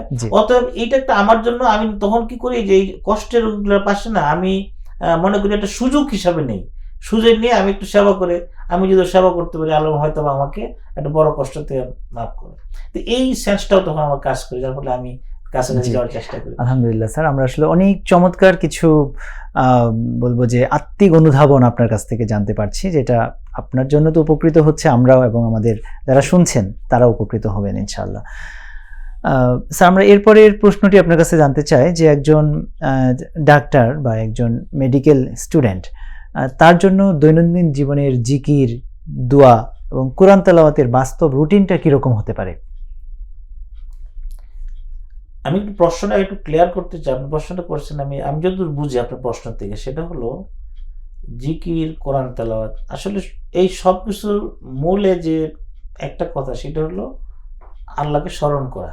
জি, জিকিরের মাধ্যমে স্মরণ হয়, কোরআন তেলাওয়াতের মাধ্যমে স্মরণ হয়। জি, তো মেইন হলো যে আমি সারাদিন আল্লাহকে কিভাবে ফিল করি এবং কিভাবে ফিল করতে পারি, সেটা হলো, দেখেন আল্লাহ রাব্বুল ফিল করার অনেকগুলো প্রসেস আছে প্রতিদিন। যে ফার্স্ট অ্যান্ড ফরমোস্ট প্রসেস যেটা আমি ফিল করি, সেটা হলো কি, এটা সবার ক্ষেত্রেই, সেটা আল্লাহর সৃষ্টি কিনে চিন্তা করা, যে কোনো কারণে কোনো সৃষ্টিতে একটা ভালো কিছু দেখলে আমি আল্লাহর শুকরিয়া আদায় করতেছি। রব্বানা মা খালাকতা হাযা বাতিলান সুবহানাকা ফাকিনা আযাবান্নার। তুমি এত সুন্দর সৃষ্টি, তুমি তো কোনো কারণ ছাড়া তৈরি করো নাই, অর্থাৎ আমাকে তৈরি করছো, কারণ আছে, আমাকে তুমি বাঁচাও তোমার আগুন থেকে। তো সৃষ্টি, আমি সুন্দর একটা চন্দ্র দেখে আমি তাকায় থাকলাম, আল্লাহর সৃষ্টি দিকে তাকায় থাকলাম, যতক্ষণ তাকায় থাকলাম তত আল্লাহ স্মরণ হচ্ছে, সব হচ্ছে, এভাবে সৃষ্টির মাঝে। এবং এটা একটা জিকিরের একটা পথ। তাহলে আমি বলি যে প্রথমবার তাহলে এই সৃষ্টিকে দেখে আল্লাহকে স্মরণ করা, আল্লাহ শুকরিয়া আদায় করা, এটা হলো একটা প্রথম যে জিকিরের জন্য। এবং এখানে আরেকটা পয়েন্ট আমি এড করতে চাই, এই ইস্যুতে মেডিকেল স্টুডেন্ট হওয়ার কারণে এই স্মরণটা করার ইন্টেন্সিটি আরো অনেক বেশি। কারণ হলো আমি তো বিশ্ব সম্পর্কে এত কিছু জানি না, কিন্তু আমি মানব দেহের গঠন সম্পর্কে আমি জানি। আমি জানি একটা সেল কিভাবে কাজ করে, আমি জানি একটা টিস্যু কিভাবে কাজ করে, আমি জানি একটা অর্গান কিভাবে কাজ করে, আমি জানি একটা সিস্টেম কিভাবে কাজ করে। আবার সব সিস্টেম সুন্দর কোঅর্ডিনেশনের মাধ্যমে টোটাল আমরা আমাদের সব কাজ চলতেছে। এই যে মুহূর্তে এই যে বডির যে কনফিগারেশন, টোটাল বডির যে কন্ট্রোল, টোটাল বডির যে প্রত্যেকটা অর্গানে একটা অটো রেগুলেশন। আপনি কিডনির কথা চিন্তা করেন, যদি কিডনির রক্ত বেশি লাগে সে রক্ত বেশি নেবে, কম লাগলে কিডনির রক্ত কম নেবে। হার্টের ক্ষেত্রে তাই, যখন কম ডিমান্ড হয় রক্ত বেশি সাপ্লাই দিবে, বেশি হইলে সে আবার চেঞ্জ করবে, রক্ত যাবে না। এই যে টোটাল বডির সিস্টেম, এই সিস্টেম যদি আমরা যদি দেখি, তাহলে এই মেডিকেল স্টুডেন্ট যদি সে ইমানদার নাও হয়ে থাকে, একটু সেন্সিবল হয়, তার নাস্তিক থাকার কোনো সুযোগ নেই। অর্থাৎ আমাদের সৃষ্টির গবেষণা, আমরা যদি মেডিকেল স্টুডেন্ট হিসেবে যদি আমরা বইগুলো পড়ি, ওইভাবে অনুসন্ধাচ্ছ মন নিয়ে যদি আমরা পড়ি, আল্লাহ শুকরিয়া আদায়ের মন নিয়ে পড়ি, তো যতক্ষণ মেডিকেল বইগুলো পড়বো ততক্ষণ আল্লাহ এবার বুঝে থাকবে। মাশাআল্লাহ, শুকরিয়া জিকির, তাহলে মেডিকেল স্টুডেন্ট জিকিরের যতক্ষণ ততক্ষণ জিকির, অনুভূতিতে থাকতে হবে, অনুভূতি থাকতে হবে। আর এটা জিকির। আরেকটা জিকির যেটা হতে পারে, যেটা আমরা ওই যে কিছু দোয়া পড়ি এবং স্পেসিফিক কিছু আল্লাহর প্রশংসা বাণী, সুবহানাল্লাহ, আলহামদুলিল্লাহ পড়ি, এটাও একটা জিকির। আমরা যখন প্রতিদিন যে কাজগুলো করি, ঘর থেকে বের হলাম, ঘরে ঢুকতেছি, ওয়াশরুম থেকে বের হচ্ছি, ওয়াশরুমে ঢুকতেছি, প্রতি মুহূর্তে এই যে ধরেন যে জিকির বলা, এই যে আমরা এর মাধ্যমে আল্লাহর জিকির হয়। তারপরে আরেকটু এর চেয়ে আরেক স্টেপ যদি বাড়তি আপনার ইম্পর্টেন্ট জিকির বলেন, কোরআন তেলাওয়াত। কোরআন তেলাওয়াত যে মোস্ট ইম্পর্টেন্ট জিকির। আমি যতক্ষণ কোরআন তেলাওয়াত করছি, ততক্ষণ সরাসরি আল্লাহ বলের সাথে আমার রিলেশনশিপ বিল্ড আপ হয়ে গেছে। আল্লাহ আমার কোরআন তেলাওয়াত শুনতেছেন, অতএব আল্লাহর সাথে আমি ডিরেক্ট রিলেশনশিপে আছি। আর যখন কোরআন তেলাওয়াত করি, তখন কোরআন তেলাওয়াতের যখন শাস্তির আয়াতগুলো আসে, অন্তর কেঁপে উঠতেছে। যখন পুরস্কার আয়াতগুলো আনন্দিত হচ্ছি, যখন আল্লাহর সাথে যে এই যে একটা স্পিরিচুয়াল কানেকশন থ্রু দ্য কোরআন উত্তম জিকির। তাহলে এর চেয়ে উত্তম জিকির আরেকটা কোনটা? আমি যখন সেই কোরআন যখন আমি নামাজে দাঁড়ায় পড়বো আল্লাহর সামনে, সেটা সর্বোত্তম জিকির। জি। তাহলে দেখেন এই যে, এবং নামাজকে বলাই হয়েছে ওয়াকিমুস সালাতি লিযিকরি। এটা তো রাসূল আল্লাহ রাব্বুল আলামিন তার যে মুসা আলাইহিস সালাম যখন নিয়ে গেছিলেন পাহাড়ে নিয়ে, তুর পাহাড়ে, তখন সেখানে আল্লাহ রাব্বুল আলামিন যে প্রথম সাক্ষাতে যে কথাটা বলছিলেন, আনাখতারতুকা ফাসতামি লিমা ইউহা, তুমি শুনো আমি তোমাকে কি বলতেছি। হ্যাঁ, ইন্নানি আনাল্লাহ লা ইলাহা ইল্লা আনা ফা'বুদনি ওয়া আকিমিস সালাতি লিযিকরি। সেখানে আল্লাহ প্রথম কথায় পরিচয় দেওয়ার পরে তুমি সালাত পড়ো আমাকে স্মরণ করার জন্য। অতএব নামাজের চেয়ে আল্লাহকে উত্তম স্মরণের আর কোনো প্রসেস এই পৃথিবীতে নাই। তাহলে দেখেন এই যে জিকিরের স্টেপগুলো, প্রথম সৃষ্টি দেওয়া জিকির, তারপরে স্পেসিফিক সারা দিনের বিভিন্ন প্রতিষ্ঠানগত বিভিন্ন সময়ে জিকির, তারপরে কোরআন তেলাওয়াতের জিকির, সর্বোচ্চ নামাজের জিকির। তো এই সবগুলাই তো জিকির। তো এইভাবে যদি আমরা সবগুলা, শুধু এই আপনি যে কথাটা বললেন যে ভিতরে ইন্টেনশনটা ঠিক থাকতে হবে, যে আমি আল্লাহকে স্মরণ করতেছি, ইন্টেনশন রেখে যদি আমি ইবাদতগুলো করি, সবগুলো ইবাদত আমার টোটাল দিন, আমার 24 ঘন্টায় ঘুমেরটা ছাড়া, ঘুম সময়টা ছাড়া অনেক ধন্যবাদ স্যার। আমরা এরপরে আপনার কাছে যেটা জানতে চাই যে আপনার কি কখনো এরকম মনে হয়েছে যে যতই একজন চিকিৎসক হিসেবে ক্যারিয়ারের দিকে আমরা ঝুঁকে যাচ্ছি, ক্যারিয়ার অনেক বিকশিত হচ্ছে, প্রশস্ত হচ্ছে, আলোকিত হচ্ছে, এই সময়গুলোতে একদম আধ্যাত্মিক আমলগুলো কমে যাচ্ছে, এরকম কি কখনো মনে হয়েছে? বা হলে ওই সময়টাতে আসলে কিভাবে রিকভারি করেছেন বা করেন? আলহামদুলিল্লাহ, এটা আমার মনে হয়নি। আলহামদুলিল্লাহ, এটা আমি শুকরিয়া আদায় করি। কারণ আমার তো ডেফিনিট মানে প্ল্যান, লক্ষ্য, যেটা জীবনের লক্ষ্য তো ভেরি ক্লিয়ার। আমি জাহান্নামের আগুন থেকে বাঁচতে চাই। আমার লক্ষ্য যখন ফিক্স থাকে, আমি আগুন থেকে বাঁচতে চাই, তখন জাহান্নামের আগুনের চেয়ে বড় শাস্তি তো দুনিয়াতে আর কিছু নাই। অতএব দুনিয়াতে আমার কোনো আমল যদি, তবে হ্যাঁ, আপনি যে কথাটা বলছেন, অনেক সময় যখন আমার অন্যান্য আমলগুলো যদি একটু দুর্বল হয়ে যায়, এই সবসময় ইন্টেন্সিটি ঠিক থাকে না, তখন শয়তান ভিড় করে এবং আমলগুলোর প্রতি তখন অ্যাট্রাকশন একটু কমে যায়। আমি যখনই অ্যাট্রাকশন কমে যায়, তখন বোঝা যায় যে আমার অ্যাট্রাকশন কমে যাচ্ছে, তখন আবার সতর্ক হই। কিন্তু আলহামদুলিল্লাহ, এই আমার কখনো সরাসরি, যে আপনি যে প্রশ্নটা করলেন, যে প্রশ্নটা কি ছিল আপনার, মানে কখনো এরকম মনে হয়েছে কিনা যে যতই ক্যারিয়ার বিকশিত না, এটাই হচ্ছে আমি- ততই আমল কমে যাচ্ছে। হচ্ছে না, আপনার ক্যারিয়ার বিকাশের সাথে সাথে আমি যেটা ফিল করি আল্লাহ রাব্বুল আলামিনের মেহেরবানিতে মানে আল্লাহ শুকরিয়া জ্ঞাপন করার ক্ষেত্র আমরা- প্রশস্ত হচ্ছে। এটা এবং জি যে ক্যারিয়ার বিল্ডারই হোক সেটা আল্লাহর মেহেরবানি। জি জি, এখানে আলহামদুলিল্লাহ আসলে শুধু- আলহামদুলিল্লাহ। স্যার, আমরা আপনার কাছ থেকে জানতে চাই যে একজন মেডিকেল স্টুডেন্ট যখন প্রথম বর্ষে মেডিকেলে ভর্তি হয়, ঠিক ওই কোমলমতি মনে তাদের জন্য আপনার বিশেষ কি পরামর্শ আছে? হ্যাঁ, আমি এটার যে আমি আপনি এই প্রশ্নের উত্তর দিতে গেলে আমি আগে একটা প্রশ্নের উত্তরকে টানতে চাই। সেটা হলো আপনি জি। প্রথমে একটা প্রশ্ন ফার্স্ট ইয়ার স্টুডেন্টদের জি যে তার ভুলগুলা কি করে। জি, আপনি বলেছেন। আমি সেই ভুলগুলো প্রথম যে ভুলটা তারা এই খণ্ডিত জীবনের যে সফলতাকেই তারা চূড়ান্ত সফলতা মনে করে। এবং এই ক্ষেত্রেই আমার ফার্স্ট ইয়ার স্টুডেন্টদের কাছে আমার একটা আপিল, সবার কাছে বলতে পারি। সে আপিলটা হলো আসলে আমাকে লাইফের ডেফিনেশনটা আমার কাছে ক্লিয়ার হইতে হবে।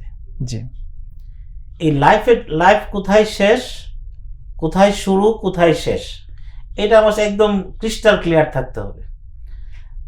অ্যাজ পার কোরআন এবং হাদিস লাইফের স্টার্ট হলো আলেমে আরওয়াতে, যখন রুহের জগৎ থেকে, এবং আবার লাইফের শেষ হলো জান্নাত বা জাহান্নাম, আল্লাহ মাফ করুন, যখন মানুষ দাখিল হলো তখন গিয়ে লাইফের ডেস্টিনেশন এসে পৌঁছলো। এইটা হলো টোটাল লাইফ, স্টার্টিং ফ্রম রুহের জগৎ এবং ফিনিশিং জান্নাত আর জাহান্নাম, আল্লাহ মাফ করুন জাহান্নাম থেকে আমাদেরকে।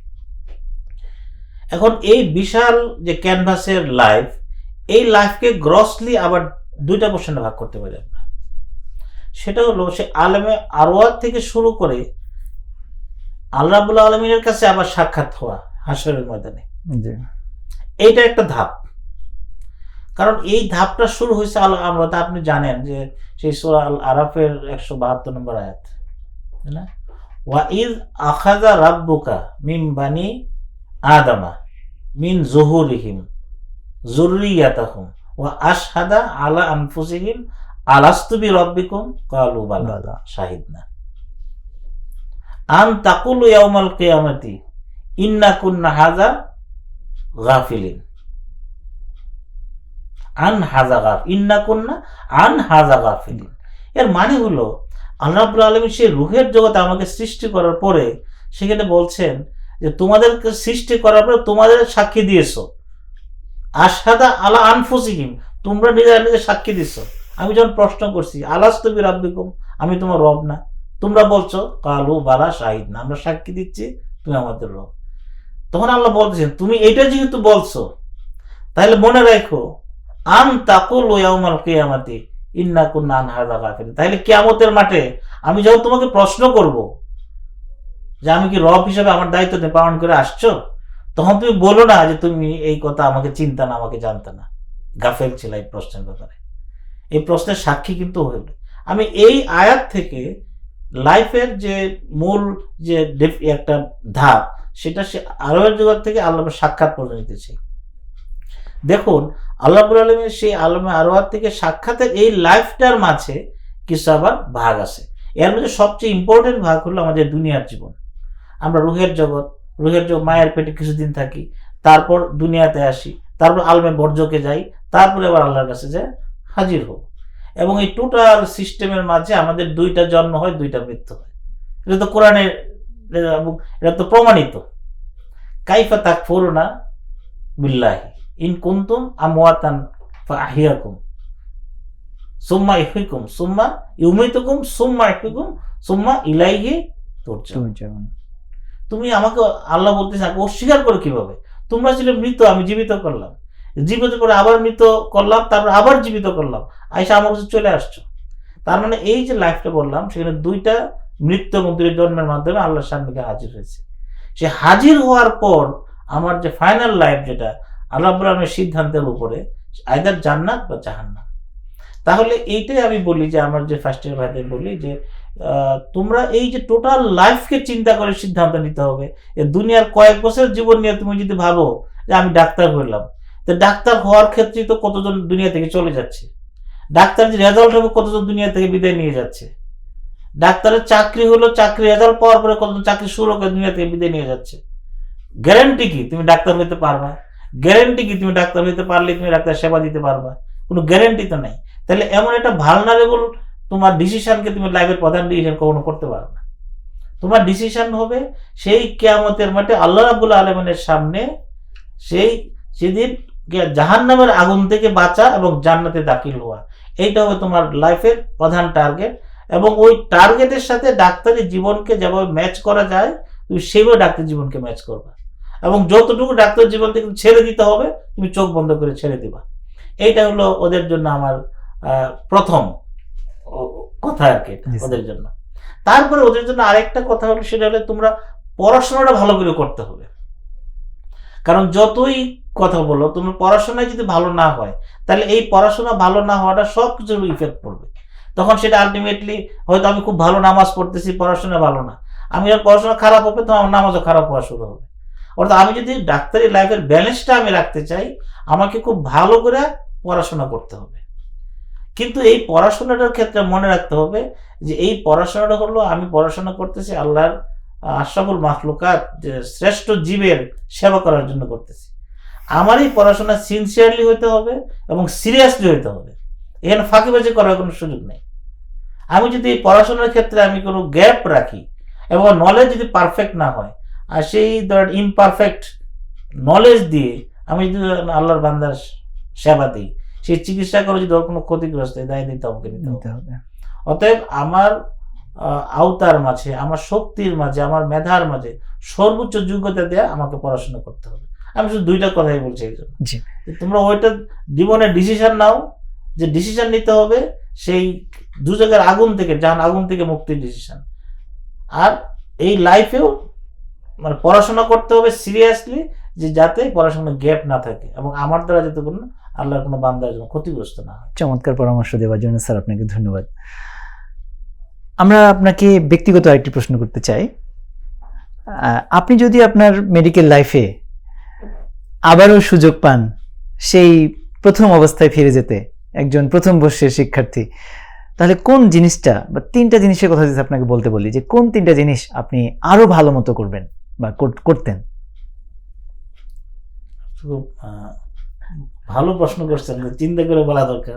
আর যাই হোক, আমি যতটুকু বুঝি, আপনি যেহেতু বলছেন ইনস্ট্যান্টলি, আমি যদি বলতে চাই মেডিকেল লাইফে নাম্বার 1 যে কাজটা আমি করব সেটা হলো আসলে আমি আমার বাবা মার কাছে ক্ষমা চাবো। আসলে নাম্বার 1, কারণ দেখেন আমি তো আগে স্কুল শিক্ষকের ছেলে, এবং বিশ্বাস করি বাংলাদেশের ম্যাক্সিমাম মেডিকেল স্টুডেন্টরা এত মধ্যবিত্ত ঘর থেকে আসছে। আমিও স্কুল শিক্ষকের ছেলে, মাশাআল্লাহ।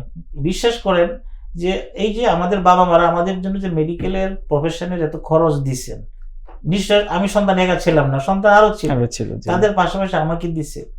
তারা প্রতি মাসে আমাদেরকে ফিক্সড অ্যামাউন্ট দিছে। তারা কোনো মাসে আমাদের কাছ থেকে কোনো এক্সকিউজ নেয় না যে বাবা এই মাসে আমি এত কম দিতে পারবো, এবং তারা আমার টাকাটা কিভাবে দিছে সেটাও তো আমাকে জানতে পর্যন্ত দেয়নি। তাদের মন কষ্ট হলে তা আলাদাভাবে তারা কাঁদছে বা মন কষ্ট হয়েছে, কিন্তু সামনে করেনি। আমার সে বাবার কথা মনে করি। তবে এখন আমার বাবা নাই, আমার মনে হয় আমি অনেক সময় কষ্ট দিয়েছি, ছোট ছিলাম, চাইছি। তা আব্বা আসলে এখন ভাবি যে এই অবস্থা, আমারও তো সন্তান আছে, আমার মেয়ে আলহামদুলিল্লাহ একটা মেডিকেল কলেজে পড়ে, আমার পড়ে। তা আমি এখন ভাবি যে আমার যদি সুযোগ হইতো, আমি কখনো টাকা পয়সার জন্য আমার বাবা মাকে কষ্ট দিতাম না। এটা আমার ফার্স্ট। আচ্ছা, পরে যেটা আরেকটা যেটা বলতে চাই সেটা হলো, এটাও ইম্পর্টেন্ট আমার কাছে লাগে, সেটা হলো কি জানেন, সেটা হলো বান্দার প্রতি হকুল ইবাদের প্রতি যে দায়িত্ব, যেটা হকুল ইবাদ। আমি এমন কোনো কাজ করতে চাইতাম না আমার যে কাজ দ্বারা আল্লাহর কোনো বান্দা কষ্ট পাক, এইরকম কোনো কাজ মেডিকেল প্রথম লাইফ থেকে করতাম না। শুধু মেডিকেল লাইফ না, আমাকে আমার লাইফের যে কোনো মুহূর্তে ব্যাক করে দেন, আমি সেই ব্যাক পয়েন্টেই ফার্স্ট টার্গেট নিব, আমি যাতে আমার আচরণ দ্বারা, কথার দ্বারা আল্লাহর কোনো বান্দা কষ্ট না পায়। এইটা এত বেশি ইম্পর্টেন্ট। আমার নামাজ, আমার রোজা, আমার হজ, জাকাত সবকিছু ইন ভেইন হয়ে যাবে। এবং এই যে ধরেন আমি যদি এটা আরো বেশি মারাত্মক, কেন আমি এখন আফসোস করি, কেন যে আমি কেন বললাম যে আমি এই কাজটা করব, যে আমি স্টুডেন্ট লাইফে আমি জানি না আমি কার সাথে খারাপ ব্যবহার করেছি, আমি জানি না ওয়ার্ডে কোন রোগীর সাথে আমি খারাপ ব্যবহার করেছি, আমি তো তাদেরকে আর পাবো না, রাইট। তাদেরকে তো আর পাবো না। আমি যদি তাদের কাছ থেকে যদি ক্ষমা নিতে না পারি, তারা তো হাসরের ময়দান আমার সামনে এসে দাঁড়াবে। আল্লাহর কাছে ক্ষমা চাই, কিন্তু আমি যদি এই জন্য বলছি শুরু থেকে যদি হয়, আমি শুরু থেকে সতর্ক থাকার চেষ্টা করব। যখন আমার যেখানে জীবন শুরু করা শুরু হয় তখন থেকেই, তাহলে আমার একটা বড় ধরনের প্ল্যানের মাঝেই থাকবে যে আমার কথার দ্বারা যেন কেউ কোনো আঘাত না পায়, এইটা।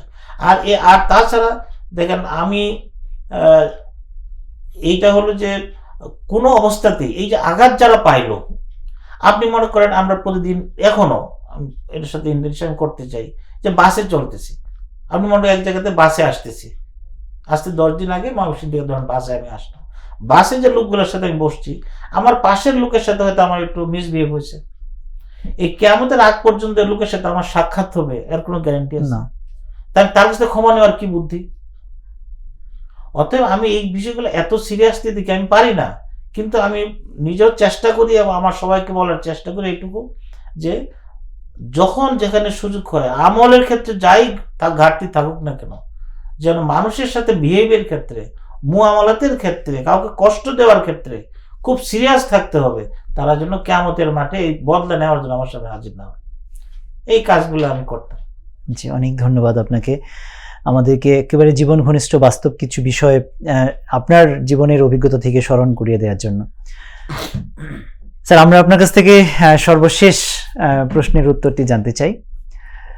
যারা সদ্য এমবিবিএস শেষ করেছে, একেবারে নবীন চিকিৎসক, তাদের জন্য আপনার বিশেষ চূড়ান্ত কি পরামর্শ রয়েছে? আচ্ছা, সর্বশেষ প্রশ্ন হিসেবে খুব গুরুত্বপূর্ণ প্রশ্ন করছেন। নসিহত বলেন, যাই বলেন, আমি যেটা ফিল করি, আমি নাম্বার 1 আমি ওদেরকে বলবো, যারা ডাক্তার, তরুণ ডাক্তার আছেন, যে এখনো সময় আছে, আপনারা আপনাদের লাইফের লক্ষ্য ফিক্স করেন, এবং লক্ষ্যটা ফিক্স করার সুযোগ নেই, ফিক্স এটাই করতে হবে যে জাহান্নামের আগুন থেকে বাঁচতে হবে, জান্নাতে যেতে হবে।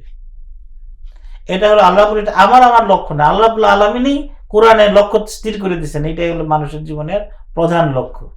ওয়ামান যুহজিহা আনিন নার ওয়া উদখিলাল জান্নাহ ফাকাদ ফাজ। আল্লাহ রাব্বুল বলছেন যে কিয়ামতের মাঠে যাকে জাহান্নামের আগুন থেকে টেনে বের করা হলো আর জান্নাতে দাখিল করা হলো, সেই সাকসেস হলো। অতএব এই যে সাকসেস এবং ব্যর্থতার এই ইস্যুটা প্রথমেই আমি বলি যে আপনারা ঠিক করে নিন ডিসিশন, এটা হবে ফার্স্ট ডিসিশন, জাহান্নামের আগুন থেকে বাঁচতে হবে। এই জন্য যা যা করা দরকার, জীবনের লাইফকে যেভাবে গোছানো দরকার, প্রতিদিনের কাছে যেভাবে গোছানো দরকার, অ্যাজ পার ডিমান্ড এভাবে গোছানো আপনারা। আর নাম্বার 2, আমি যেটা একই কথা আমি একটু আগে যেটা বললাম যে হকুল ইবাদের যে কথাটা আমি বললাম, যে খুব সতর্কতার সাথে আপনার মানুষের সাথে বিহেভ করেন। আরেকটা হলো যে অন্য কোনো প্রফেশন ধরেন, যারা ইঞ্জিনিয়ার আছেন তারা বিল্ডিং নিয়ে কাজ করে, যারা ব্যবসায়ী তারা কাজের ধরনটা আলাদা, যারা টেকনিক্যাল তারা অন্য। আমাদের কাজটাই হলো সাধারণ মানুষকে নিয়ে, সাধারণ মানুষ আমাদের কাছে আসতেছে, তার চেয়ে গুরুত্বপূর্ণ হলো সাধারণ মানুষ আমাদের কাছে কিন্তু আসতেছে একটা কষ্ট নিয়ে, পেইন নিয়ে আসতেছে। অতএব তারা একজন আসতেছে হেল্পের জন্য, আবার আগে থেকে এক্সিস্টিং পেইন নিয়ে আসতেছে, এতে আমার দায়িত্ব অনেক বেশি বেড়ে গেছে তাকে ভালোবেসে আপন করে তার কাছ থেকে তাকে সেবা দেওয়া।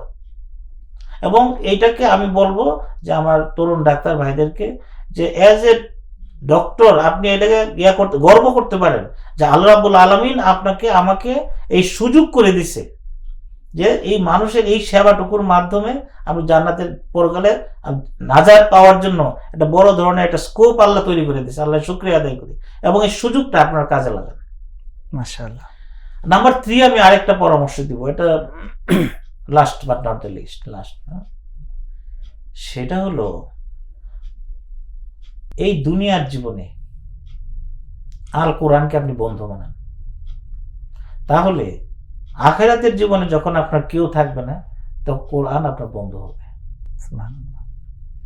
এবং এটা আমি শুধু এইটুকুই অ্যাড করব যে কোরআনের সাথে যে রিলেশনশিপ, দিস ইজ আজকের টোটাল আলোচনার আমি সামারাইজ যদি করতে চাই, এই কোরআন দিয়ে আমি সামারাইজটা করতে চাই, সেটা হলো এই কোরআনের সাথে যে রিলেশনশিপ, এই রিলেশনশিপটা আমরা অনেকেই গুরুত্ব দিই না।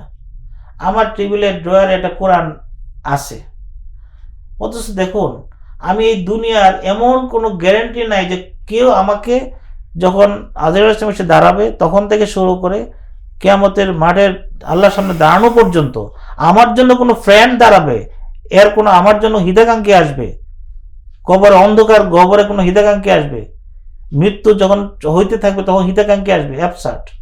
অথচ আল্লাহ রাব্বুল আলামিন বলছেন কোরআনে যে কোরআনের কিছু সূরা আছে যারা আমাকে আল্লাহর আযাব থেকে বাঁচানোর জন্য লিটারালি আল্লাহর সাথে ঝগড়া করবে। আপনারা জানেন সূরা মুলকের ব্যাপারে সহিহ হাদিস আছে, এবং সমস্ত কোরআন আমার জন্য প্রতি মুহূর্তে আমার জন্য সাফাই কর। প্রতি মুহূর্তে আমি যদি অন্ধকার কবরে দেখবো আমার কোরআন আমার সাথী হয়ে আছে, মৃত্যুর সময় দেখবো কোরআন সাথী হয়ে আছে, হাসরের ময়দানে উঠে দেখবো কোরআন আমার সাথী হয়ে গেছে।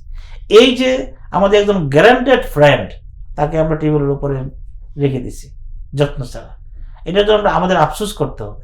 এই জন্য আমি বলি যে সবার শেষে যে কোরআনের সাথে সম্পর্ক যদি তৈরি হয়ে যায় একবার, আত্মিক সম্পর্ক, তাহলে আপনার উপর থেকে আর কোন রকম ওয়াজ নসিহত কারো লাগবে না। আপনার ভিতর থেকেই আপনাকে কোরআন আপনাকে আল্লাহর মতে টিকিয়ে রাখবে ইনশাআল্লাহ। এই জন্য সব শেষে বলি যে আপনি দুনিয়াতে আসলে কোরআনকে ফ্রেন্ড হিসেবে গ্রহণ করুন, আর আখিরাতে আপনি কোরআনের বন্ধু হয়ে যাবেন ইনশাআল্লাহ। আপনাকে ধন্যবাদ। অনেক ধন্যবাদ জানাচ্ছি স্যার আপনাকে। আপনার জীবন ঘনিষ্ঠ চমৎকার অভিজ্ঞতাগুলো, জীবনের বিভিন্ন স্মৃতিগুলো স্মরণ করে দিয়ে নিজেও আমাকে অনুপ্রাণিত করলেন, এবং আমাদের দর্শক যারা শুনবেন তারাও সকলে অনেক অনুপ্রাণিত হবে ইনশাআল্লাহ। অনেক ধন্যবাদ স্যার। আপনাকে ধন্যবাদ। আপনার মাধ্যমে সমস্ত দর্শক সবাইকে ধন্যবাদ। আসসালামু আলাইকুম ওয়া রাহমাতুল্লাহ। সুপ্রিয় দর্শক, আপনাদেরকে আন্তরিক ধন্যবাদ জানাচ্ছি বেশ মনোযোগ সহকারে আমাদের এই পডকাস্ট প্রোগ্রামটি দেখার জন্য। আমরা আজকে আলোচনা করলাম সাদা অ্যাপ্রনে মুমিন জীবন, আমাদের সকলের একান্ত শ্রদ্ধাভাজন, একান্ত প্রিয়ভাজন, বিশিষ্ট ইসলামিক ব্যক্তিত্ব। স্যারের আলোচনা শুনে নিশ্চয়ই আপনারা তখন বুঝতে পেরেছেন তিনি একজন বিশিষ্ট কোরআনের গবেষক, এবং সেই সাথে একজন বিশেষজ্ঞ, বিশিষ্ট একজন চিকিৎসক। তিনি তার জীবন ঘনিষ্ঠ বিভিন্ন পরামর্শগুলো দিয়ে আমাদেরকে ধন্য করলেন। আশা করি এই আলোচনাগুলো থেকে আমরা সকলেই উপকৃত হব। সকলেই ভালো থাকবেন, সুস্থ থাকবেন। আল্লাহ হাফেজ। আসসালামু আলাইকুম।